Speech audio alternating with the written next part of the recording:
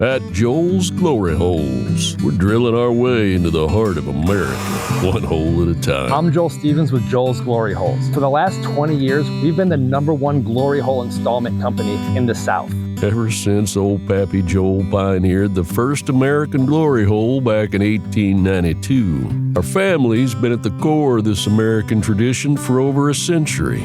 Our reputation is stiff and spread by word of mouth. As a gas station owner, I didn't know how important it was to have a glory hole inside of our bathroom. And then Joel and his crew came by and installed it in less than a day. We're not making any more money, but we've never been busier. Our dedicated craftsmen ensure every installation is crafted with pride and precision. Our glory holes are perfect, never cockeyed. We know surprises come in all shapes and sizes, which is why we install any size glory hole, big or small. Every hole tailored for that perfect, snug encounter. I've been installing glory holes with Joe for about 15 years. Hell, I even put one in the house for me and the missus. I've installed glory holes like everywhere. Truck stops, gas stations, truck stops, gay clubs, truck stops. Call us today for all your glory hole needs. If you call us in the next 48 hours, I'll throw in my own patented ball shelf with your purchase of a glory hole. Joel's Ball Shelf, where comfort swings and innovation lands. We're not just installing holes to put your penis through. We're installing memories. Joel's Glory Holes, not just holes, but whole experiences.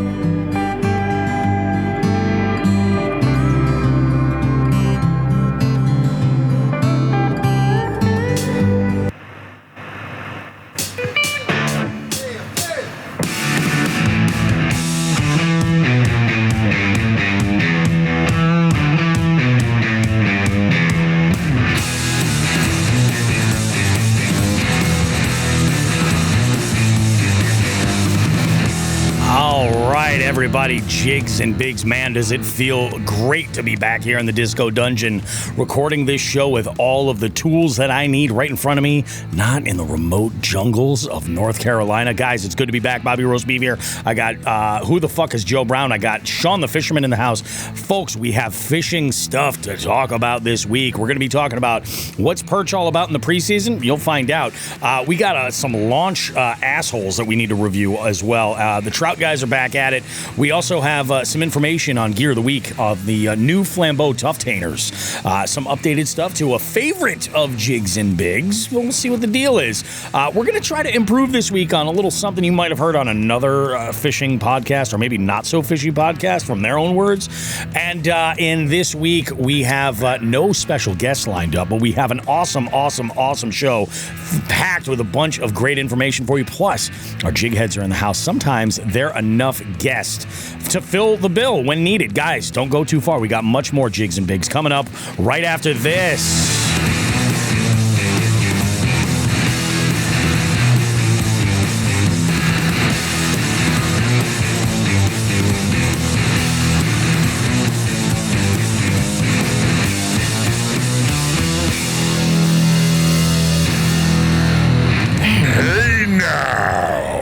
We got one hell of a show, guys. I'm looking forward to this. I got a little Wormtown Be Hoppy Thursday night. My trivia was sponsored by Wormtown. So I left with a backpack full of beers. It was kind of nice. They were very, very nice to just give me all kinds of good stuff. My favorite beer ever is from Wormtown as well. It is the Blizzard of 78.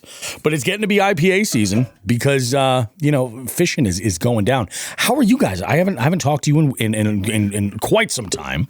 How's everything? It's been a minute. Yeah. It's been a minute. I mean, with the both of you, we have a lot to get covered up, get filled in with. You might say we might be putting those glory holes to good use. Big shout out to Joel, and thanks for the sponsorship. We appreciate that. What an amazing week. I've had a great week. I'll catch you guys up on all that stuff, but let's start. You guys, I'm sure, have a lot going on. 2 weeks worth of material. Fill me in. Let me know what's been going on here. Let the jig heads know. Yeah. So, excuse me. I just getting over being sick too. That was awesome. That's gotta suck, man. It's that time of year. Yeah. So last 2 weeks, fishing related. Let's talk about it. Yep. I haven't gone out. I did a quick bank send just to check a couple rods and reels. Didn't catch a fucking thing except for the cold. But outside of that, I went down. I did spend a day down at JCS Marine. Oh, very nice. I got my new onboard charger replaced and put back in. The new one I ordered, they did it for me, and also had all the fluids swapped out in the show. And so the boat is ready to go. I literally have everything piled up in my little bait dungeon down here, ready to go into the boat. So it's awesome. Once I am done, I'm in a training cycle right now at work. So I'm on day, I don't even know right now. So a little tired, little beat, but I got like 4 days left, and then hitting the water. I'm hitting the water this week. Dude, yes. Probably I'll get a few days in, just, make sure everything's good on the boat. I have to pre-fish for a tournament. My first tournament's on the 30th. So. Oh, wow. Okay. Yeah. Getting coming quick. Yeah. So I got a pre-fish for that. So I'm looking forward. It'll be chilly, but whatever. I like, I like fishing that shit. So, outside of that, man, it's just been a hectic week for me. With work and whatnot. But actually, I have some news for everybody out there. Oh, good news, bad news, otherwise? No, not good news. Oh, no. So, Marcus. I knew it was going to be something to do with Marcus. Is no longer with us. Oh.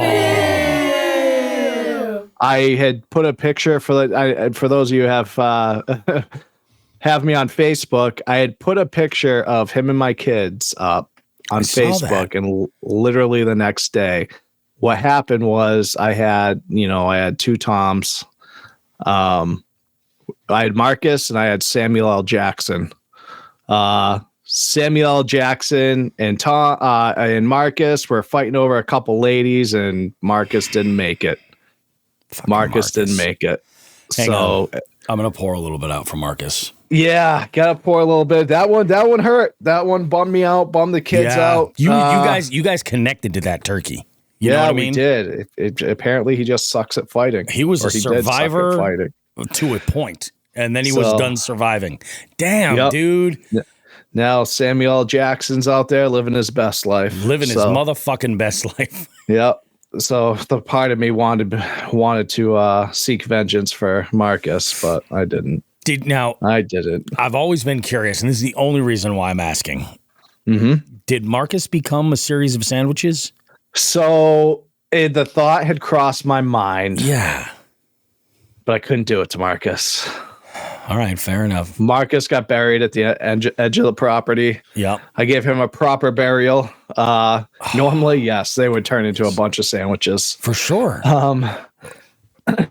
Yeah, Pat Martin's asking about this. He is the survivor from the first batch. Yep, that's the lone survivor. Damn. But so there was that. That bummed out the kids and myself. Do you think Samuel L. Jackson was just like trying to prove his worth as the alpha? I think that's what it was, because it was very obvious that Marcus was the alpha. Oh yeah. And I think Samuel L. Jackson was just like done with that fucking shit. And when Sam Jackson's time has come, Sam Jackson's going to be fucking soup. Sam Jackson is going to be all of it. Yeah. And I will even give you some. Yeah. we're all gonna seek vengeance from Marcus when that time comes. This is the worst soup I've ever had, Joe, but Jesus Christ, I'm eating it in solidarity. Yep. So that was the big crazy news from my household. Oh, dude, that's bad news, man. Yeah. It just sucked because it's like the kids. Found it. You know what I mean? That's the worst. I mean, and granted, they're good because we've had coyotes roll through the yard and snag a couple chickens, and they've seen like they've had the opening that acts. Nature. Yeah, they've seen the wrath of nature. But damn, but he was that was like our OG. You know what I mean? He didn't survive. Oh wow. He talked a tough game. He did. It was like Tyson and Jake Paul there. Yeah. We'll talk Marcus about was that in a Jake bit. Paul. Yeah. So yeah. So that's my 2 weeks. So Damn, off dude. Off to Shawn. Yeah. What do you got, Shawn? To fill us in. Give us a little bit of the info. Wrapped up basketball. That was good. So both teams are now done. Nice. Finished up last week with the tournament for the youngsters. They just faced a team that was just taller than them. And when you got two kids that don't got to jump for rebounds, you're going to win a lot of games. So we got to the finals of our tournament and ran into a brick wall, and that happens. So I've got all I've got left for basketball this year is wrapping up a practice and our postseason party, and then another postseason party for the high school kids. And I am DUNN done. I did get a chance yesterday. I say get a chance. I completely blew everything in my life off knowingly for an entire day. Yeah. And I'm talking, I got out the door at 7:45, dropped one of my kids off at work and drove out to the Cape and got home at midnight last night. Yep. So I got out. I picked up my man, John Medina. He was open for the day. Yep. So John and I went out to the Cape. Got about 4 hours of fishing in because we did have to make a quick pit stop at Bass Pro. Yep. Particular crankbait I use, I couldn't find anywhere. Nowhere Really? near carries it, and there were two left at Bass Pro in Foxborough. Oh, no shit. So I stopped there, and somebody had them hidden. So they were on the bottom rack, and another crankbait was in front of them. I'm like, you motherfucker. So I grabbed those, got out of there. John and I went and fished a chain of lakes, which, believe it or not, is going to come up in pretty much every point of segment 2 today. The first lake, deeper, has smallmouth in it, big kettle hole, and there was nothing there. So we moved over to the second lake, shallower, still some weeds remaining from last year. And the old A-Bay jerkbait and I had a little, we did some talking to the fish. So I ended up pulling up a half dozen bass, and man, I just missed a state pin pickerel. I say just missed because I got it to the boat, measured it and everything, but it was 24 and just shy of a quarter. Yep. 25 is a state pin. So I was right there. But for 4 hours with a windy day, it was sunny out. It was nice out. I'm a little sunburnt from it, which is nice. Got some sun. And then John and I went over to Max afterwards and slammed a fisherman's platter, a couple bowls of chowder. And then I got some dessert on the way out, dropped him off, back at his place around Worcester. And then, like I said, got home at about midnight, dodging St. Patrick's Day drunks the entire way home. Oh, entire. Yeah, I don't doubt that, dude. It was bad last night. There was a lot of people that should not have been driving, really, really badly. But yeah, that was my kickoff to my real, kayak season. Got in the boat. Did have a chance this week to move all the electronics over from the NAR. So I am now fully outfitted on my my native Ultimate Propel. It's got the live scope on it. It's got the fish finder. Everything I needed, plus the Railblazer Hexpool 30 Santa Claus got for me this year, so that was a nice install. Actually, pretty easy. Yeah, that's all good. So that goes right on there, and yeah, I'm not going to have a ton of time to fish this year, but I'm ready when I am. That's a big deal. That's freaking awesome. Yep. So that was my week, pretty much, or my 2 weeks was yesterday. Other than that, sweet, just the end of winter. That's just how it is, man. It's just freaking how it is. So I guess that means this is my turn to go ahead and talk about, like, well, really, I'm going to be going and covering from last Sunday on into currently what's been going on, because we recorded last week's show in North Carolina on Saturday night on location. So there was an entire day of fishing plus a trip back that I didn't even go over. In fact, there was some stuff Saturday night that I didn't even go over. So we'll go ahead. We'll start there and kind of go over some of these details.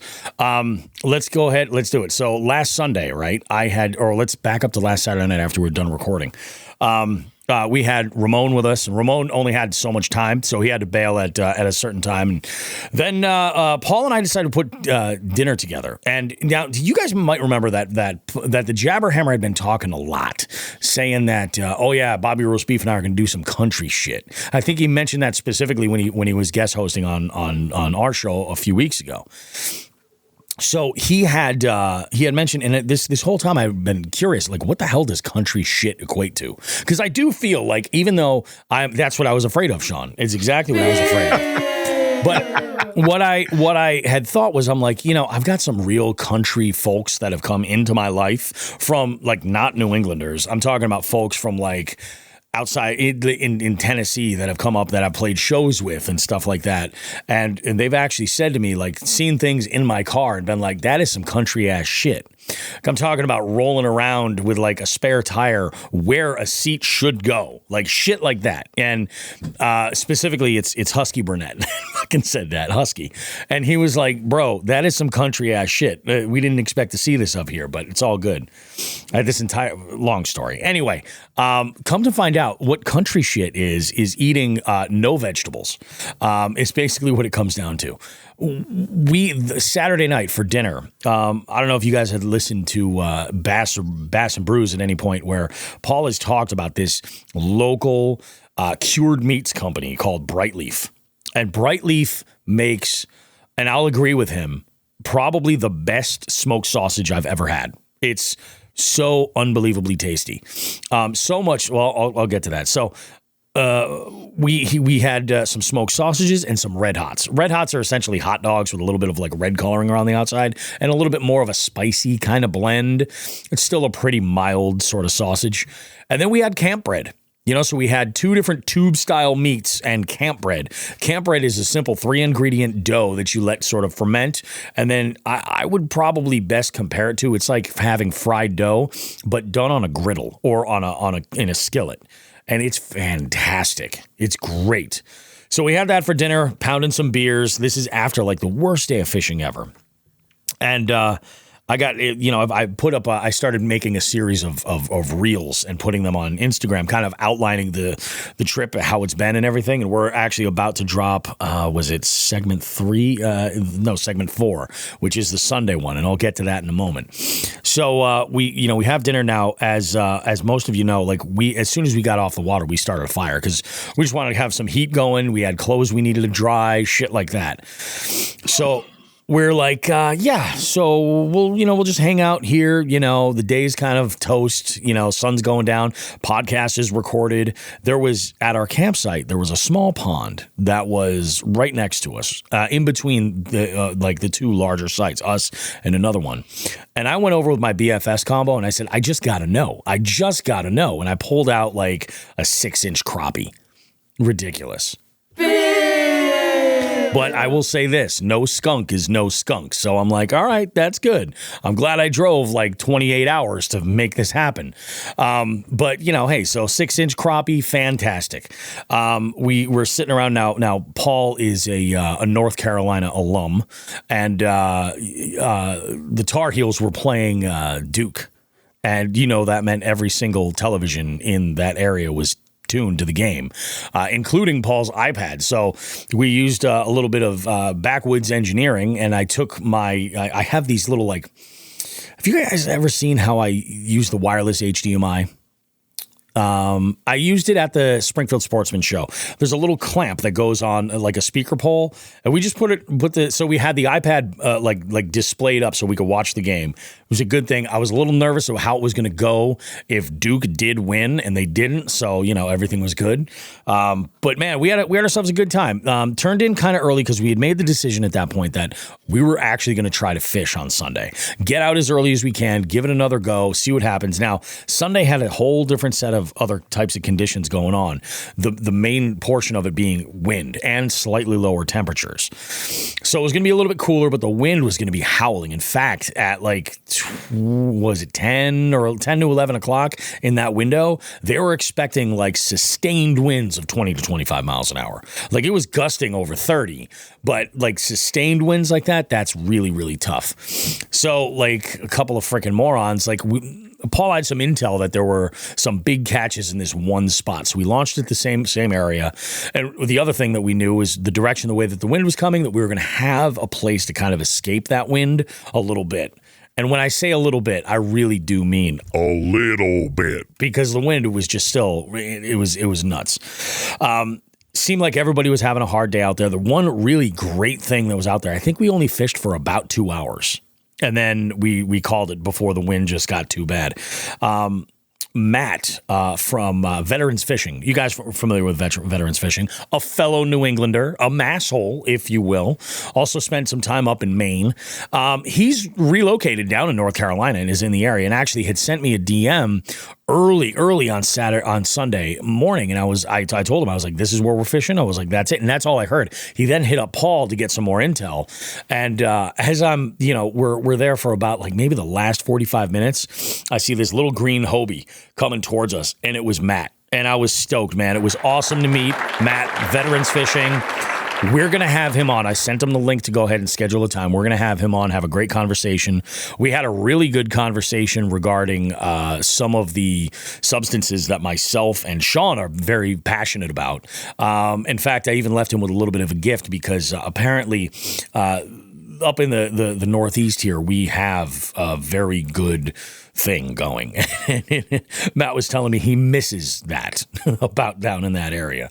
So we had ourselves a real good time. It was a blast. Only fished for a little while, got some pictures. And on the way back in, we were headed back to the launch, and there was this point that kind of came out, and there was 4 slots on one side and then another 2 on the far side. We decided we were just going to go to the close one, and I was going to walk over and get my truck because it would have just been nuts. But there were these 2 small boats with no motors, with paddles, and they were screwed. They came through under this bridge, the same bridge I was hiding out under on Saturday to get out of the rain. They came through, and they just got all that wind, and it pushed them right up against this riprap wall, and they just couldn't get off of it. They were stuck. So between Matt and Paul, they had enough ropes where they were able to go ahead and throw some ropes and tow them back in, which was awesome. Glad it all worked out. Oddly enough, it was like everybody was getting off the water at that time. I wonder why. Probably had something to do with the 25-mile-an-hour sustained winds, you think. So we get off the water, and I start heading home. Now, we go back to the campsite, get all my stuff together, and I'm thinking at this point, I'm like, yeah, if I have to take a little bit of a snooze, I'm going to set up the back of my truck so that this way I've got a place to sleep. So you know how normally when I sleep in my truck when I camp, I have the 2 mattresses, so I have the entire area. I actually stacked them one on top of another, and I had storage all on the other side. Loaded everything up there, and I was good to go. So I was prepared. On my way out, I did stop at a local grocery store to pick up like 5 pounds of Bright Leaf products. Smoked sausages and Red Hots. Also picked up some local favorite pimento cheese. I don't know if you guys have ever had pimento cheese. I can't recommend it enough. And this wasn't based on Paul's recommendation, but I can't recommend it enough. It's fantastic. So let me go through the trip. On the way, let me actually mention one thing, and I don't know if I had talked about this in the last week's episode, but on the trip down, take a wild guess. I think I might have told you, Shawn, but take a wild guess. How much do you guys think it cost me with a trailer to drive through the state of New Jersey? Just take a guess. This is you, Joe. He told me. $65. Okay, not that bad. It was 52. All right. Oh, I was gonna say 45 at first. It was 52. But here's what pissed me off is that it was a $22 fee to just get a vehicle through with 2 axles. That little trailer, it was more than the entire toll just for that trailer. I'm like, Who the fuck are you people? Like, I just can't even believe it. I was like, you got to be shitting me. That was insane. You weren't carpooling, so you're a piece of shit. Well, and I couldn't believe it. Like, I can understand. I don't know. I don't even know. So let's move on. I decided upon like getting into leaving New Jersey that I am not driving back through New Jersey. I'm going to do whatever I have to do otherwise to circumvent that, and we'll just avoid toll roads. We'll see how it goes. I did so good with that until I got about 3 hours out. And then I ended up changing to another route because it was that much faster. Chrissy says, wow, that's cheap. Try going across a bridge with a horse trailer, $70 one way. That is a much sizable trailer, though. A much sizable trailer. Probably has 2 axles on that trailer. I'm talking about the weight of my kayak. And I mean, I think my trailer weighs 500 pounds. I mean, it's not a lot. It blows my mind that the fee is that much. In fact, the next 2 states I had to pay tolls in, the fee was like 50%, not more than the entire, for the trailer. That's what blew my mind, is just that it was so fucking high. So anyway, on the way back, I go through and the first thing that I do is I go to the grocery store. I do all the running around, the stuff I got to do. I get what I got to get, and I load up. There was another stop I wanted to make while I was there, and that was just to take off my Boondocks wheels, remove my paddle, and I had some soft plastics that I had strapped down to the lid of my cargo area with my net, and my net too. I wanted to take all that stuff off and store it in the truck. And the reason is I've learned that especially the Boondocks landing gear does not like to be in that held on position for like hours and hours and hours on the road. Like it's not a good idea. I've broken pins leaving it on and just having it there for like, that extensive of a ride. So took all that stuff off. Everything was good to go. And then I set my route and I go through, and Virginia, right after New Jersey, Virginia can go fuck itself too. And this is only because I waited almost 2 hours in traffic on 95 between exits. I tried every which way to circumnavigate, and it was construction that started on Friday and went all through the weekend until Monday. And it was just this one section of road that went from 3 lanes to 1 that, of course, it took 2 hours. It was ridiculous. So we finally get through there. We're on our way back up. On the rest of the drive home is pretty uneventful. I want to say a big shout out. I did go live while I was driving through North Carolina, and I had a bunch of people chime in. And I did say I was maybe going to just post take off the do not disturb on the hotline and just let people call in. Didn't need to. I had people calling me nonstop. I was on the phone for hours with some folks, just bullshitting about fishing and about all kinds of stuff, which was great. It was awesome. They knew I was on the road. They knew I was open to taking calls. It was awesome. So thanks to everybody that reached out. Definitely kept me awake and going. Stopped at many sheets to fuel up and also get some tasty eats, and then just made my way through, and it got kind of nuts, man. I saw like 4 fucking seasons on this trip because, we had the rain, on Saturday. It was beautiful. It was really warm on Friday when I got into town, and then on the drive back, I had like whiteout conditions going through the Poconos in Pennsylvania. Like whiteout snow. It was crazy. It was fucking scary, man. In some spots, like where I couldn't see shit. It was me and a bunch of trucks. It was at the point where, and I'm paranoid when I'm hauling my kayak on a smaller trailer like this. If I'm pulling this thing in like one of these giant 12-foot U-haulers with the dual axle and the brakes and everything, I'm not too paranoid about that. But I'm always checking my rear view to make sure I didn't lose it. You know what I'm saying? And Shawn, you know how on the what do you call it? The natives, on the seat, there's a small trim in the fabric that goes across that's reflective. Yep. I was putting in the whiteout conditions. I had my hazards on, just flashing so I could see that it was still there. Because I couldn't see, you know what I mean? It was crazy. So my flashers are going. I could see that little line behind me, and I was like, okay, cool, we're good.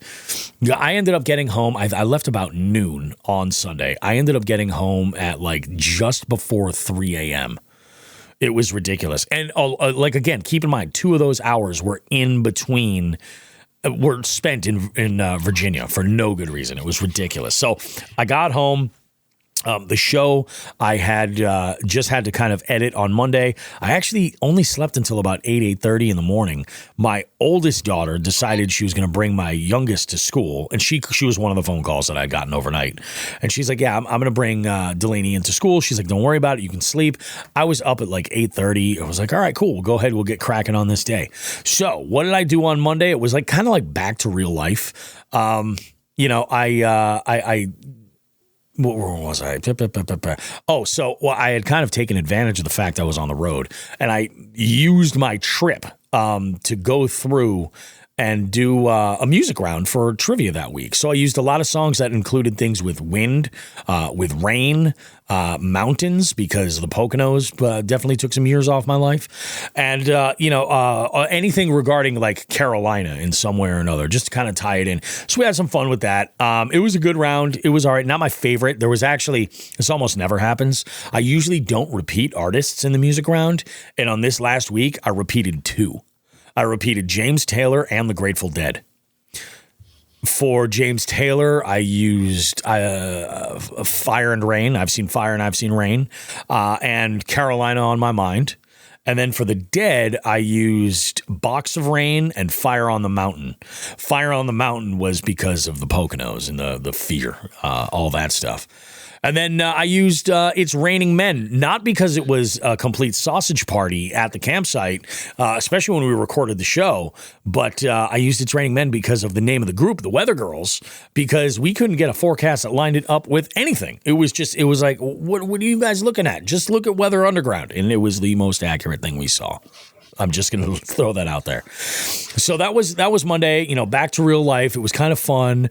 Tuesday, I had gone out and I actually did some fishing. I did a bank send on a local body of water nearby. Just went out with my BFS combo and a handful of baits and decided to throw some baits around, see what we can come up with. It was windy as hell that day with like, I want to say there wasn't even a cloud in the sky while I was out there. Like it was rough. Not a single bite at all. I want to give a shout out to a young angler that I bumped into. I was actually a little surprised he wasn't even in school, but his name's Simon. We got to talking, and I think this kid here, I think he's got his shit figured out. I think he does. I think he's going to be one hell of an angler at one time or another. So good stuff, man. So it was good talking to him. Went over to a small river, still no bites, nothing. Wednesday, nothing really special going on. Actually, Wednesday and Thursday, I sort of just kind of like use those days to kind of catch up on some stuff, some work stuff around the house.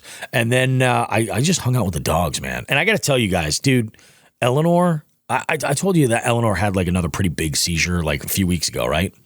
Well, a few weeks ago, my wife was just like, you got to get her to the vet. We got to see what's going on.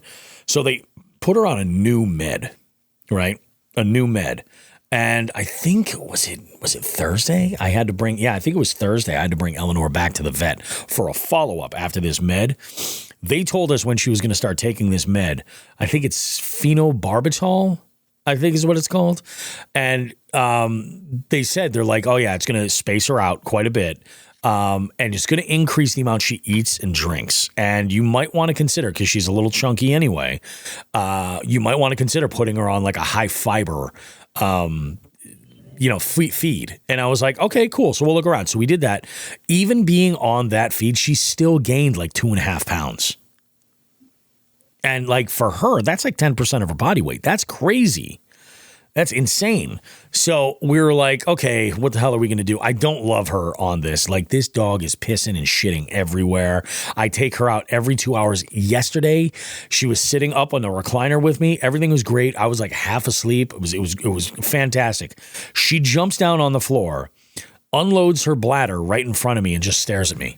She didn't bark. She didn't whimper. She didn't do anything. And I'm like, you've got to be fucking kidding me.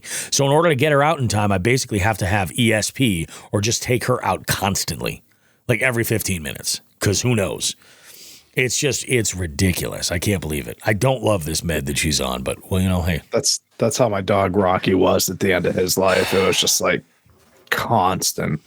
I'm seriously considering, especially in the summer, getting like a pen put together where I can just have her outside for like 4 or 5 hours a day, like just chilling in the shade, doing her thing.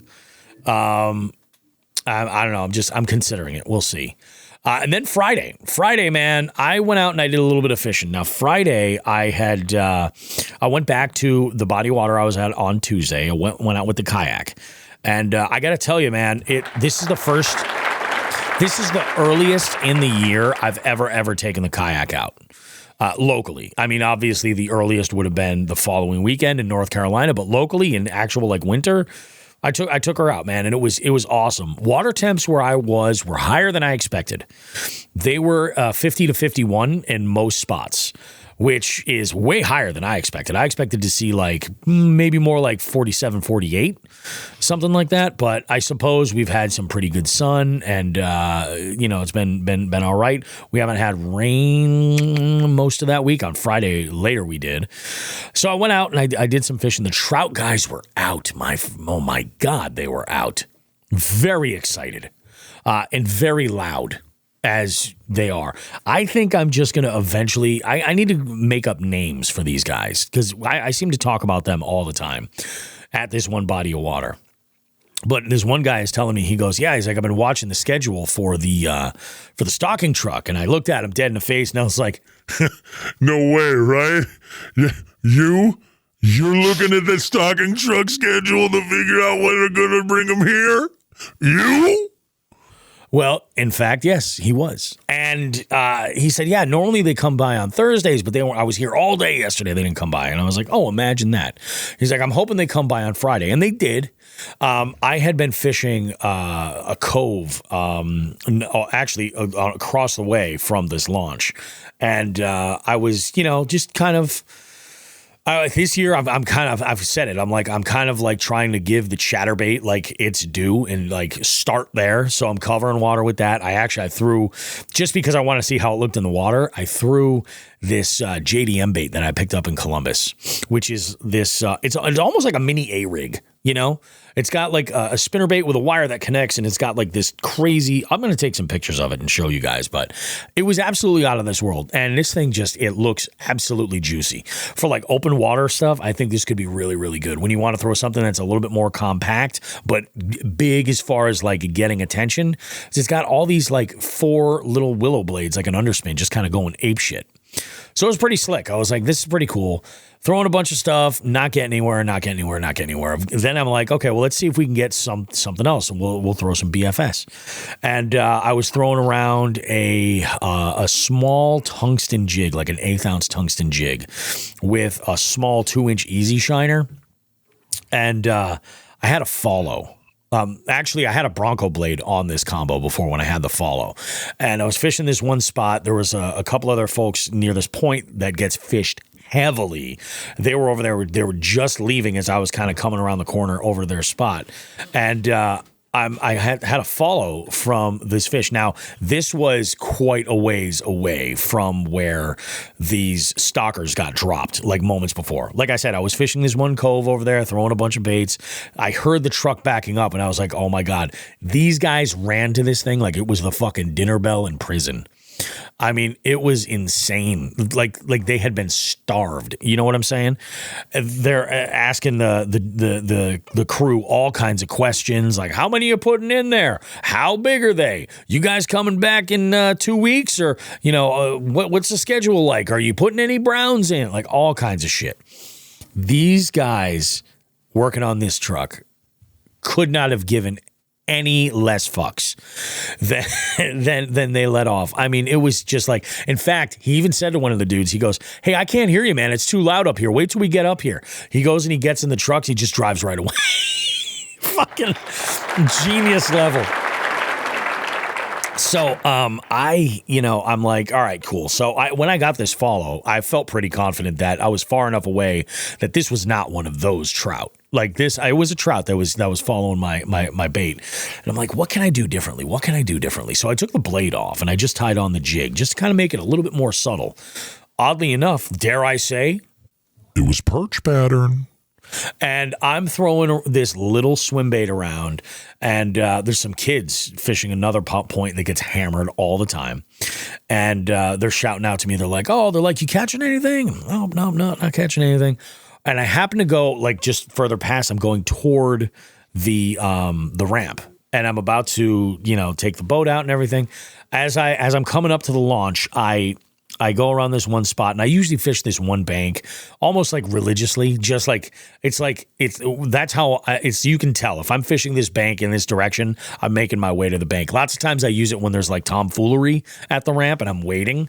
And I've actually caught a shitload of fish over on this one specific bank. Lots of different species too. I hooked into a rainbow. Tucked up real shallow. I don't know if it was one of the stalkers that they just dropped or not. It was definitely a stalker. Had rounded fins and the whole nine. And it was pretty awesome. I was like, all right, sweet. Absolutely just hammered that little swim bait. And that, for me, that's what's so much fun about this BFS stuff it's almost like power fishing with bass gear, but for all these other little species, you know what I'm saying? Or downsize the hooks and they're able to get them with ease, you know? And so I felt pretty good about that. I was like, sweet, got myself a stalker, just fucking release it. And I'm like, let's go. I had fucked up my back when I was taking the boat off the trailer. Grabbed the handle and tried to walk it from the handle, and it was, I didn't pull the stern of the boat far enough out, and I just kind of wrenched my back just the right way. Sean, I don't know if on Friday night you noticed I was like fucking kind of like, I was actually sitting in that chair for most of the show. It was because and you look stiff. Yeah, my back was fucking killing me, dude. It was just absolutely killing me. It's getting a little bit better. It's infinitely better than it was on Saturday. I actually didn't go out and fish on Saturday because of this. I was supposed to go fish with Paul and the Polish Hammer, and I texted him at like 5 a.m. I was like, bro, I fucked my back up last night. I was like, it's killing me today. Killing me. Like so bad I was actually taking something for it. And I was like, all right, cool. That's all good. Today's been fine. You know, it's been all right. It's like a little stiff. But it's on the road to recovery, so I think I'll be all right. So anyway, go and do trivia on Saturday or on Friday. Have a great time. It was all good. Saturday comes around, right? Again, I cancel fishing plans, which is like never. This is how my wife knew that my back was really bothering me. I was like, yep, I'm not going fishing. I'm staying home. So my youngest just turned 14 on Friday. Friday was her birthday. And so we in our family, what we do is we do a birthday dinner is what we do. You know, instead of having parties and stuff, everybody's at an age right now where nobody gives a shit. So we go out, we do a dinner, we get together with some friends or family that wants to join, and we just have a good time. Well, this year, my daughter wanted to go. Have you guys ever had hot pot before? No, I have. You have? Yeah. What did you think of it, Joe? Oh man, if it's the place I'm thinking of, is essentially the place that they just give you all the ingredients. You basically just make your own soup. That's pretty much it. Yeah. Yeah. Cool experience. I could have done without it. That's my whole thing. Like, The way that this place did it was like a buffet. You could just whatever amount of ingredients you want, they'll bring it out to you. And like, I was under the impression. So this is kind of an interesting setup because they have like the Korean barbecue style, and then they've got the hot pot or both. You can do both at the same table because they have like the grill right in the middle. And then at each seat, you have your own pot. I thought it was like one big pot and you all had to like add ingredients and then share and whatever. And I was like, this is going to be kind of a mess, you know? Yeah. The one we were at, it was like one big pot. Oh, okay. There's like, they had like the hot plate there built into the table. Mm-hmm. Yeah. Yep. So the place that we had gone to, we each had our own individual one, and I ordered one of the hot and spicy broths. Like I think it was called Tom Young something or something like that. It was really, really good. I also had added what I think pork belly, bok choy, like a bunch of different stuff. It was and daikon radish, a few different things that I just thought were kind of interesting. And then we had done both the barbecue as well. The barbecue, awesome. Unbelievable.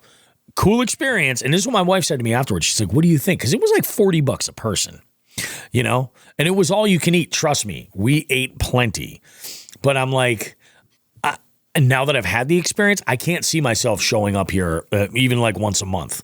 You know, it's more like, oh, you've never done this. Let's bring someone they've never done this before. Great. That's awesome. And then, you know, I mean, cool experience, but do I need it again? Not so much. We had a good time. It was a lot of fun. Then that brings us to today. And so I had gotten a really good night's sleep. I woke up early today. Woke up to a little bit of rain. And I was going to take the kayak out initially. And then I remembered it's parade day in Holyoke. I say that because I live here. And my neighborhood turns into, I think, like a Lollapalooza parking lot once a year at this time. It's horrible. It's terrible. And I just didn't want to have to deal with trying to not fuck up somebody's car returning with my kayak. That was the big one. I was like, I can get out of here early enough before it gets crazy. It won't be a problem. But people are going to park like morons. And maneuvering this boat, with on the trailer is not going to be simple. So you know what? I'm just going to go and I have been wanting actually to go and do a little bit of recon and look around for some areas where I can camp for like 1 or maybe 2 days and just go camp solo with Hudson. But I'd like to find a place. If I'm going to go and camp solo, I'm probably going to be a little bored. So I'd like to be able to set up camp right on the water if possible. So I'm like, state parks might be a good idea. We'll look around. And I found 3 different spots that I ultimately wanted to go check out. One of them would have been great, but everything was carry in. So that kind of sucks when you're sleeping in your vehicle.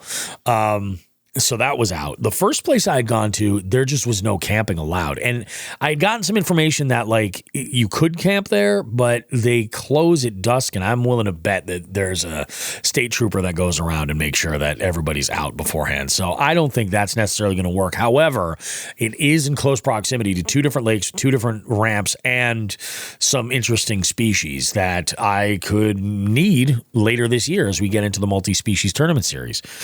So I had gone to this first spot and I had, just kind of walked around. I'd seen spots where like there's picnic tables and fire rings and stuff right up against the water. I'm like, this is great. So I go over with Hudson with one of them.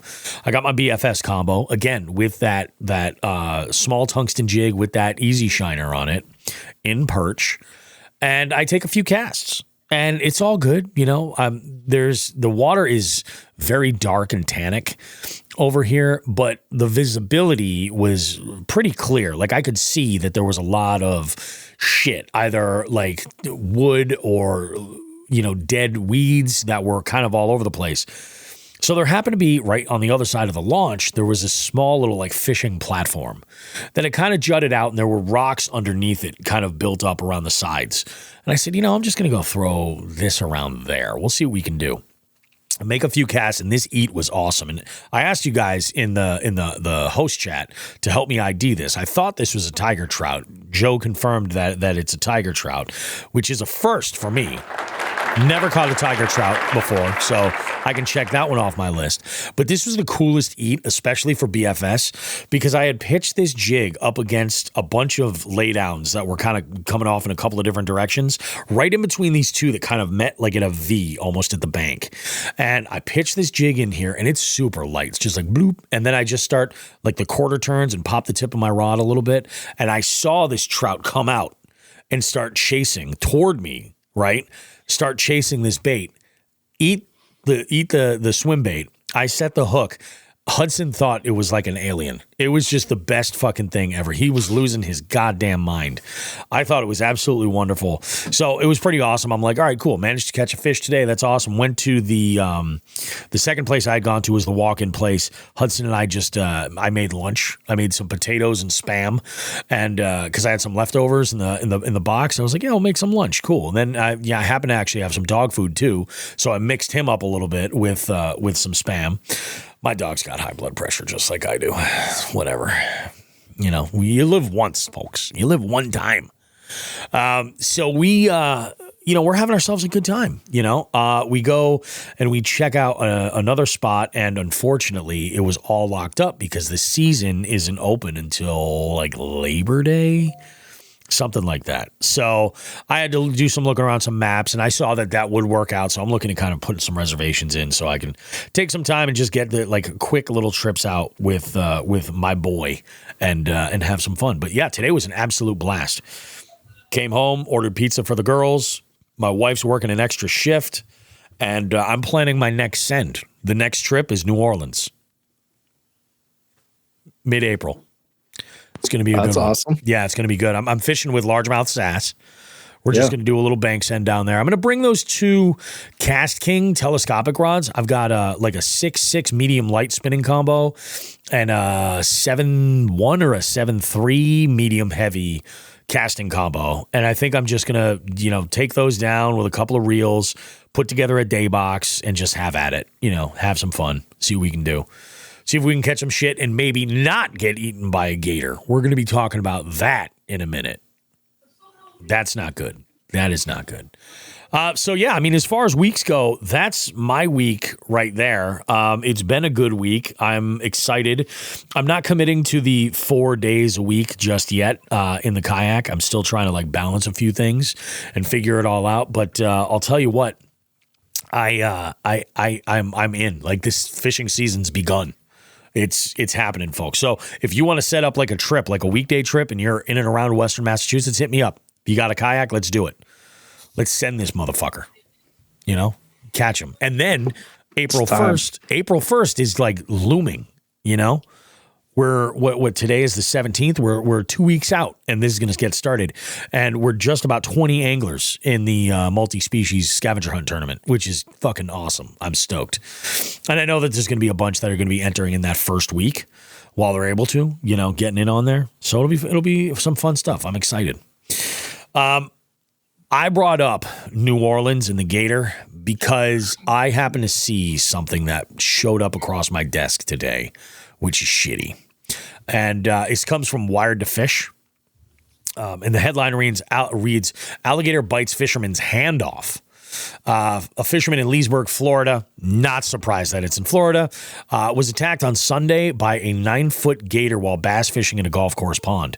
According to reports, the man was fishing in the pond in the Pembroke Fairways neighborhood when the alligator attacked him. Ron Priest, a bystander who witnessed the event from his backyard, says that the fisherman was trying to reel in a bass when the gator attacked him and snapped its jaws onto its hand. While the angler was reaching down to get his fish and unhook it, the gator charged and bit down. Fox 35 Orlando actually spoke to the eyewitnesses. Within a few minutes, help had arrived, and the man was airlifted to a nearby hospital in Orlando. It's unclear whether the fisherman will be able to have his hand reattached or not.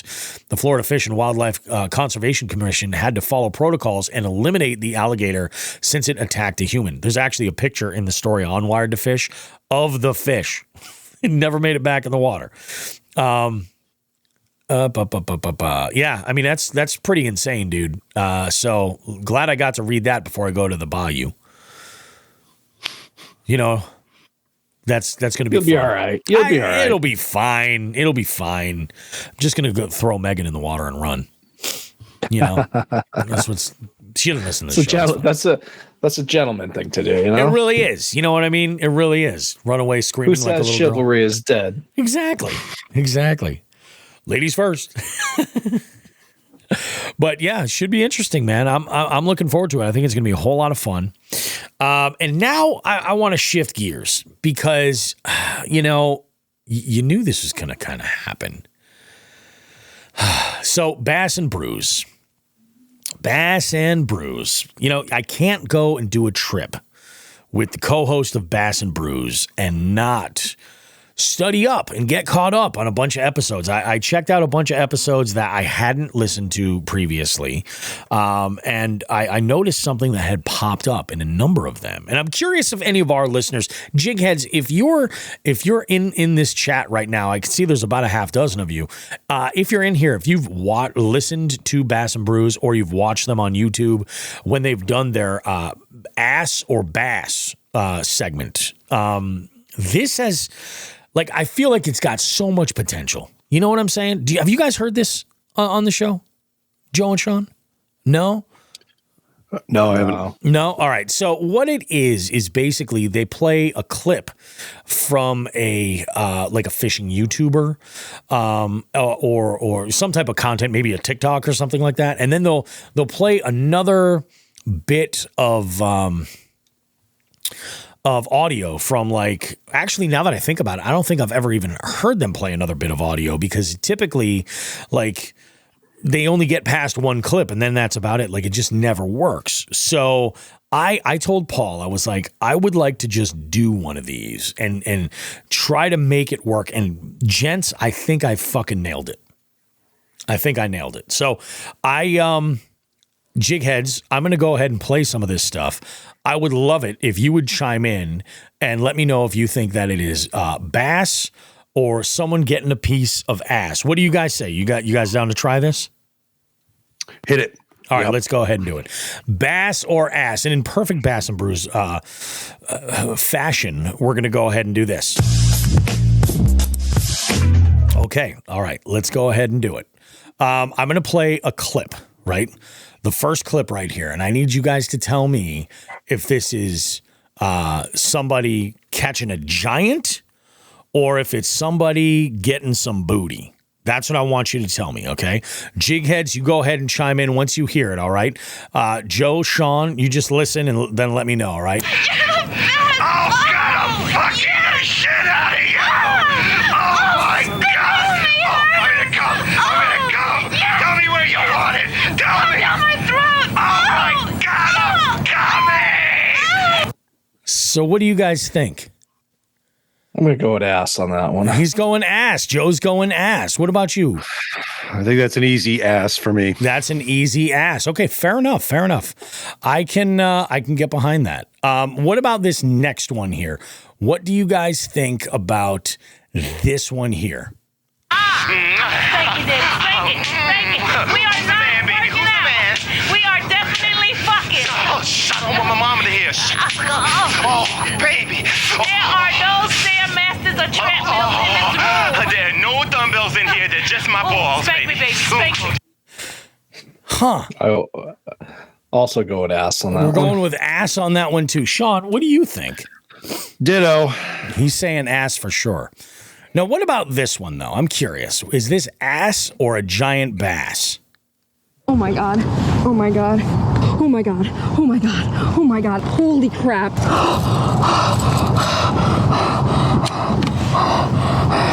Oh my God. Yes. Yes. Yes. I'm shaking. I'm shaking. I'm shaking. Please tell me I actually hit the record button. Cool. We've been recording for 1 minute and 23 seconds. I'm freaking out. Oh my God, I'm shaking. That is, that might have been a solo job. I don't know. What do you guys think? Yeah, gonna have to go with bass on that one. He's going bass on that one. I'm going to go bass as well. Bass as well. See, yes, you're right. That is bass. That is none other than our homie to the show, Fishing with Becca. She's the best and the greatest. And that's not one even clip. I cut out all the fucking nature sounds in the background that would have been a dead giveaway. And I just put that in succession of when she was super excited in this video. And it was perfect. It was fucking perfect. So Becca, awesome. I think she's in here. I think she's actually watching this. So that was freaking unbelievable. I'm curious where you guys are on this last one. What do you guys think? Is this bass or is it ass? We're two guys fucking. Fuckers. We're two guys fucking. Yeah. Ram it hard. Yeah. Harder. Yeah. Slap my ass. Slap it. Shit. So, look, I think these are... I know this one. This is a trick. This is actually a trick question. Okay. This is two guys fucking while waiting on the stocking truck. How did you know? How did you know? Oh my God. That was the real trick. I was sure that was the recorded audio of you two guys in that bass tournament on the Connecticut River on Joe's boat from last year. I thought that's what it was. I was close. You're right. It was a stocking truck. No, that's saved for a special occasion. Yes, 100%. My God. So that's how you do it, guys. That's how you just edit the clips a little bit, and it's solid gold. It's solid gold. That's gonna. I think that's gonna wrap. Do you guys have anything else you want to try? You want to crowbar into segment number 1 here? Yeah, Bobby. We didn't mention. I would be remiss to not mention this in segment 1, but due to next week with my conflict, this is my last show. Oh, this is the last one. Yeah. No shit. Well, next week's the 24th, so I cannot unfortunately record. So this is it. Jig heads. Much love to the jig heads and jigettes. Thank you guys. This has been fun. If you have any words or the busting of balls or anything like that you would like for Shawn the Fisherman, this is an opportune time to put them in the chat right here. Also, while we're talking to the jig heads, I'm going to go ahead and throw this out there. Joe, I'm not going to put any of this on your shoulders to do, but I'm going to open up a brand new tier of Patreon subscriber of Jighead, a brand new tier. All right, this tier, it'll be a little bit more every month, but you'll get the same benefits and inclusion that you will for our regular shows. You'll get the same discounts, all that other stuff, but what you'll get in addition to is a monthly live show that content might get, recorded so that we can use it for later episodes if there's something that's really crazy or solid gold or something like that.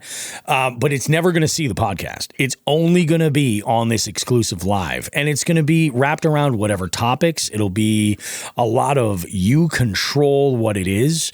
So if there's something that you want to talk about, we would love to bring you on and do just a free-form live. It's going to be really, really, really casual, whole lot of fun.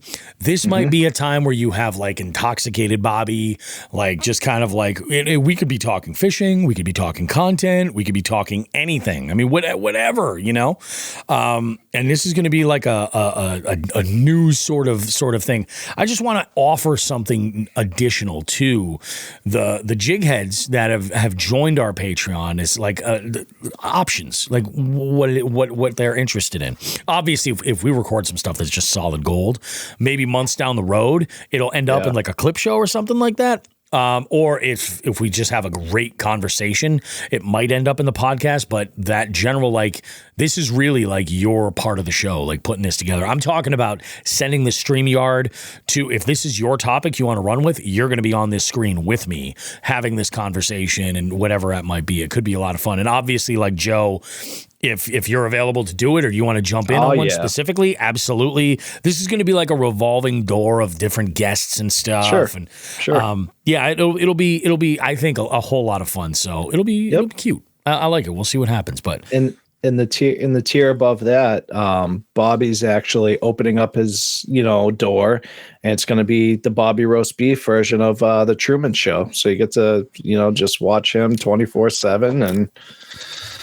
I thought you were saying I was opening up the back door. I thought that's where that was going. No. That's purely saved for the Connecticut River. I love that. Perfect. Yes. Yes.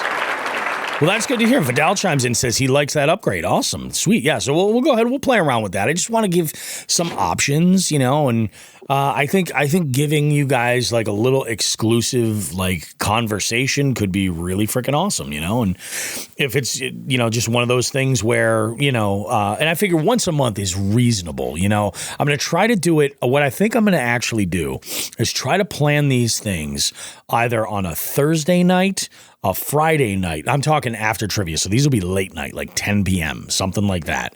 Or it'll be a Saturday or even maybe after we record the show. Something around there. I'm probably not going to do these on a Monday, Tuesday, or a Wednesday. Maybe a Wednesday. Wednesday actually is kind of a good night for that. But, we'll fool around with it. We'll see what we can come up with. I think it could be a blast. So, and it'll be a shit ton of fun. Let's go ahead. We'll take a short break. We'll regroup. I'm going to finish this beer and then crack another one. And then we will be back with more Jigs and Bigs goodness after this short break. And we got some good stuff coming up. Segment number 2. Trust me, you don't want to miss out.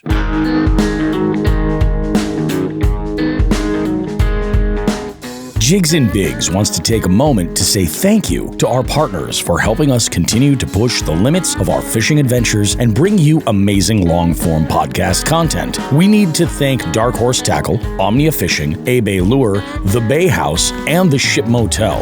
We can't forget about Three Bells Outfitters, Torres Sunglasses, and of course, Reaction Tackle. Be sure to check the description of this podcast for any associated affiliate links or promo codes they've generously provided our listening audience. Again, we cannot thank our partners enough for their support. Please consider supporting them and supporting the show in the same process. Thanks.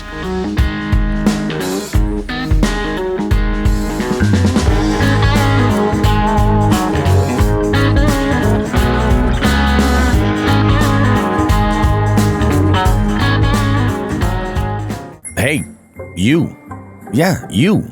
the one with the impeccable taste in fishing podcasts. Bobby Roast Beef here with a little call to action for all Jigs and Bigs listeners. We're opening up our hotline to you. Now you can call us to sound off about almost anything at 413-324-8519. Want to submit someone for our FTG segment? Call us at 413-324-8519. Care to maybe suggest a topic for Just the Tip or Bait of the Week? Call us at 413-324-8519. Maybe you just want to give us or anyone else a little shout out on the show, or you want to suggest a guest for the beef seat. You guessed it. Call us at 413-324-8519. The Jigs and Bigs hotline is there for you to leave a message with us 24/7. Just call 413-324-8519. Also, you can check that number in the notes of this podcast. Bobby, Shawn, and Who the Fuck is Joe Brown now have a special presentation for us all. It's time for Just the Tip.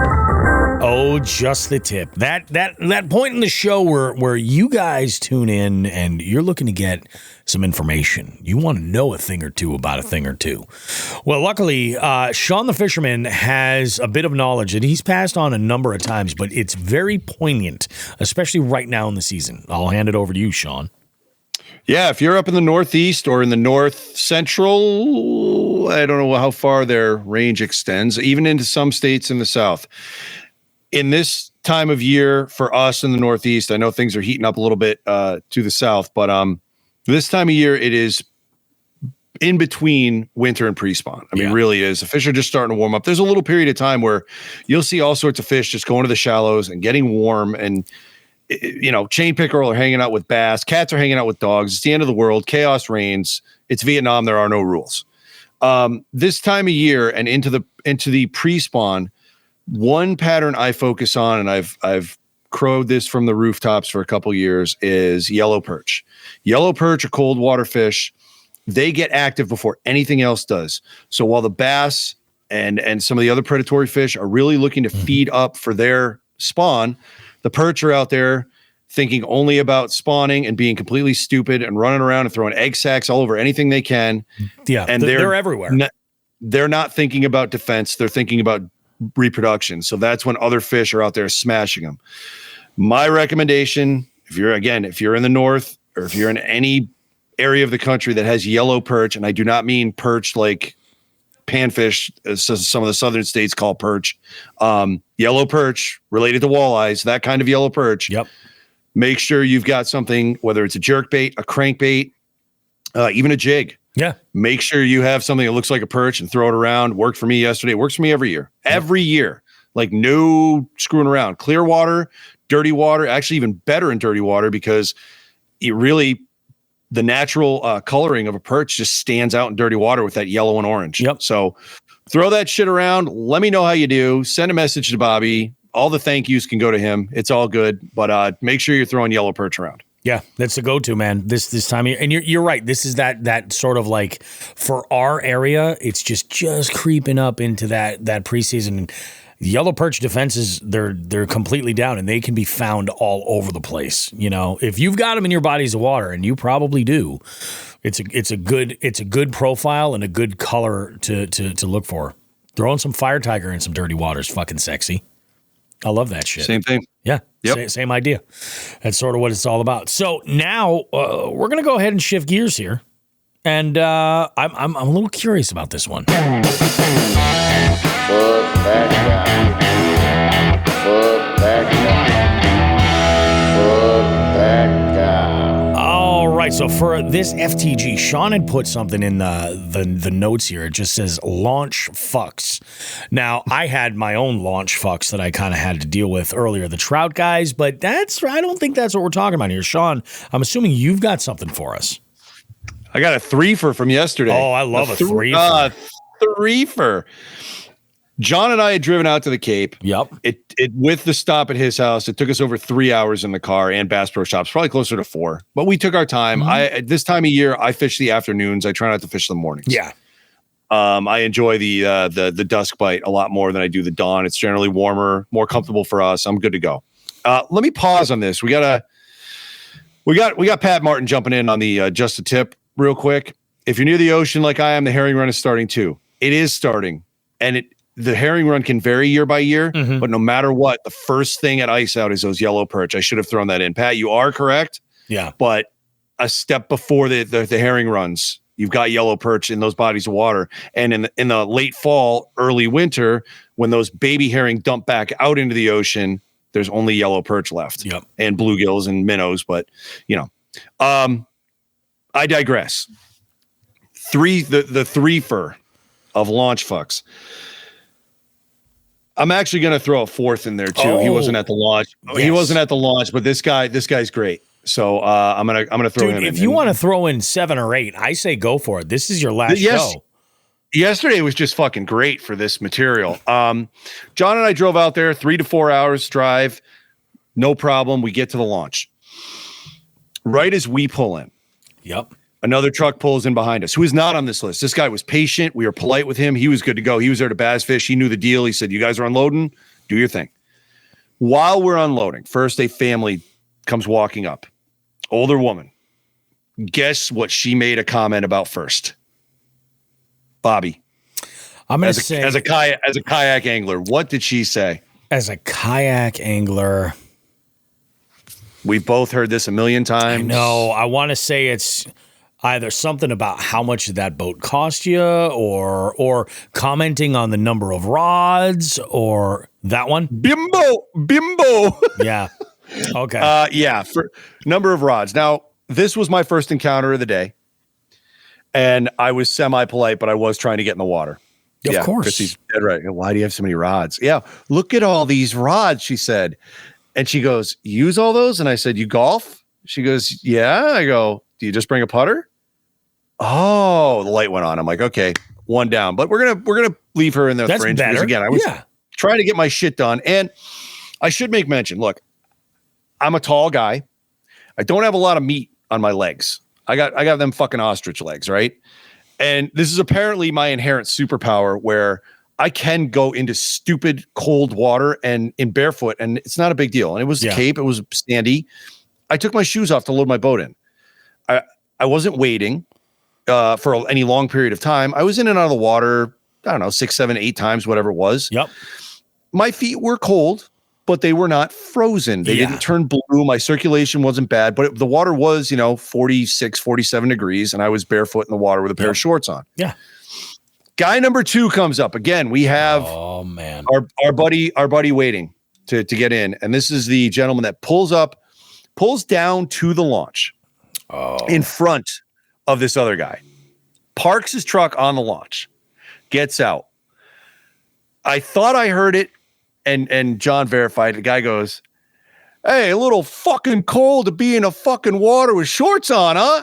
And I just kind of looked, and I just didn't pay attention. Then he repeated it. And I said, yeah, I'm fine, man. I'm just trying to get in and get out of here. We got people waiting, right? So he then continues to tell me all about this lake, the history, him and his buddy fucking Jim Bob, how they catch fucking perch here and trout here, all them trouts. My main issue, and this is the biggest fuck that guy of this gaggle of bastards that I dealt with yesterday, I moved John's boat closer to mine so that we were not taking up the entire ramp. This guy stood directly in between our 2 boats, and there was a rock wall next to on the other side, preventing me from accessing my gear. And I'm just like looking at him, and I had to step over John's boat and walk around him. He didn't get the hint. So I am now fucking now I am standing in the water getting cold going, what the fuck is going on? And you gotta go. The herring are coming in here, and I don't care, guy. I just want to get the fuck out of here. I'm a little curious. So, when he was talking about Jim Bob and everything, did you also hear this? We're 2 guys fucking. I did. As a matter of fact, they described that. I thought so. Big trout day for them. So that was number 2. Number 2. Yeah. And number 3, this was not a ramp fuck. We're going to throw this guy in. This is my 3rd encounter of the day. There's a couple of amazing that these happen so fast in succession. Yeah, this is all within a 4-hour period. Oh, that's wild. This all happened. So there is there's another lake. We got over to it. That's adjacent. We pedaled over to it. And we made a couple laps around the lake, and there were a couple of anglers and waders fishing the shallow water. Yep. And one of them was now in the passage, the channel in between the two lakes, shallow, and he was fishing. And he yells to us, "Hey, how you doing?" And I, polite now because I don't know what's coming with this. Exactly. And I said, "Hey, we're doing good. You know, bass are biting. It's slow, but we're all right, and you know, we're doing good." And then he decided that I didn't know what the fuck I was doing and tried to tell me, "Look, what you got to do is you got to get a net and capture all these baby herring on their way out and use them as bait." And I go, "You're catching herring?" He goes, "Yeah." I go, "You know that's illegal, right? You might not want to go blabbing about that." He goes, "Oh, I mean minnows." And I just shake my head. I go, "Okay, yeah, I'll do that." And I just pedaled away. So now I've got this guy who's using fucking illegal bait. I'm shaking my head. John and I made a couple comments about it, just having a laugh. Now we get to number 4, and these guys were the play. So when you look at this day, it definitely went in a big curve of, you know, on a graph, it would be a tall curve. The middle would being the two biggest assholes, and then it kind of dropped. So when we got back to the ramp, the wind was blowing up in the 20s. It was cold. I was taking water into the boat. There were waves, and these two guys at the shore saw us coming. And didn't matter. They had their boat parked, or they had their truck parked on the ramp. They saw, I mean, they obviously drove right by my truck with John's bed extender sticking out of it. They had to avoid it. Yeah. So did they think that someone just parked a truck there with a bed extender and, you know, fuck it? There's no one around in a parking lot. So I had to be polite and say, "Guys, I got to get this stuff." Or John did. I can't remember at this point. One of us said something to the guys, and they were polite and moved it quickly. So by the time I got my truck back down the hill, they were ready to go. Okay, that's but good. Just, you know, they saw us coming and didn't move, and I'm like, "What the fuck is going on?" So yeah, 4 fucking turd burglars yesterday. Just fucking idiots. Good stuff. So I don't know. Does this fit the definition of launch fucks? Yeah, those are definitely launch fucks. All of them. All of them. All of them varying degrees. Dude, that's fucking stupid. Do you want to throw yours in too? Because you had some fun. I do. I'm going to throw mine in there. Just these trout guys, specifically one. Like I said, I had heard this truck backing up and ready to launch all of these fish, and I just kind of stopped to kind of watch the spectacle of, like I said, the one main loud trout guy that was just like, "Hey, how many are going to drop in there? How any good sized ones, or are they all little ones?" All that. So I got to see all that, and then the icing on the cake was when the dude in the truck just drove off. Was like, "Fuck you," and just left. That was the greatest. But there was one guy there that was like, as all these other dudes were running around, like grabbing their gear and getting right over to the ramp and casting into this little patch of water, that these fish were like, you could see them hitting the surface, and just, it's chaos when they first get in there until they acclimate. And then even then you'll see them pop up every once in a while. So they're all making casts over there, and I can hear them. They're just like, "Yeah, I think maybe they need to settle down a little bit before they'll actually eat a bait. You know, I brought my lure rod this time. I figured they'd actually eat something that's artificial versus some sort of live bait." Go on. "Just in case, I brought a bucket of juvenile herring." Yes, exactly. One of these dudes in this group goes and he yells at the other dudes. He's like, "You guys are idiots, man. That's not even, you call yourself fishermen. That's not fishing. That's like shooting fish in a barrel. That's not even sportsmanlike." And by the time I had heard this, I was just like, "Oh my fucking God, really? You're gonna fucking call these guys out? These you're one of their peers, man." And I think he was just saying this because he didn't have his gear with him. He just kind of stopped in to see what was up. But at the end of the day, when I went back, I saw this guy in his little Honda Element pull in again as I was loading up my boat and come in, like hustling, like you know, really picking the fucking knees up, you know what I mean, to get down to the ramp and make his first cast. And he looked at me with absolute sincerity and was like, "Hey, are those trout still biting?" And I'm like, "Yeah, I think you're going to be okay, bud. Go ahead. Go ahead." You know what that reminds me of? Did I ever tell this story? I must have. If not, great. I'm gonna cap off my final run here with a Shawn the Fisherman story. Did I ever tell you about the derby I used to do? it was an overnight derby run by the Chicopee River Watershed Association. I don't know if I don't think they still do it all, but you could use the Chicopee River or the Connecticut River, right? Oh, okay. Multi-species derby. Really? One night, heaviest fish. Yeah, I won the largemouth category 2 years in a row, right? Nice. Because the Chicopee River was allowed, so there aren't a ton of spots in it was the Connecticut River in Chicopee. I'm sure people went outside the boundaries, but even if you went 2-3 miles up, the largemouth fishing is not exactly spectacular in that segment of the river. But because the Chicopee was allowed, there were weedier spots. And we went in, and me and a few friends would just basically have a derby, one night derby for ourselves. That's awesome. And whoever got the largemouth or the biggest pickerel would bring it in. So I remember I was waiting for I'd won the largemouth, and I can't remember if there was a pickerel category that year, but I brought in a huge pickerel too. And I was waiting. I had the fish in my cooler because I was kayak fishing. Yep. And there were two guys that were in the shad fishing community, apparently knew each other really well and were rivals. Okay. Did I ever tell you about this? No, but I'm developing an idea of what the type is. Yeah, there's two pairs of guys, and two of them from either group are rivals, and one of them goes, "So hey, I saw you did good with that shad. You got a good size one, huh?" And the other guy goes, "Yeah, I did." He goes, "You still using them fucking tipped night crawlers on the shad darts?" And the guy goes, "Yeah." And the other guy who asked the question slaps his buddy. "Get a load of this asshole tipping his shad darts with night crawlers." Just shakes his head and walks off. I'm like, what just fucking happened? Like, fucking, I'm better than you because I don't tip my shad darts with night crawlers. Like, I didn't know that was a thing. I don't know. Yeah. Apparently. There you go. But it gets people fired up, man. The using different bait. That's a fucking good one though, man. Yeah, that was the tournament where I was fishing the Chicopee River by myself in the morning because I didn't get any bass that night. There was rain coming in and the bite was shit. I got lunker bass, and then a couple minutes later I got lunker pickerel, and the pickerel was like 22, 23. It was a big pickerel. Yeah. And when I pulled it out of the cooler, the elderly woman that was doing all the weighing, doing all the weighing and smoking Newport 100s, of course, like a chimney, as you do. I pulled it out. This pickerel was bright yellow on its sides.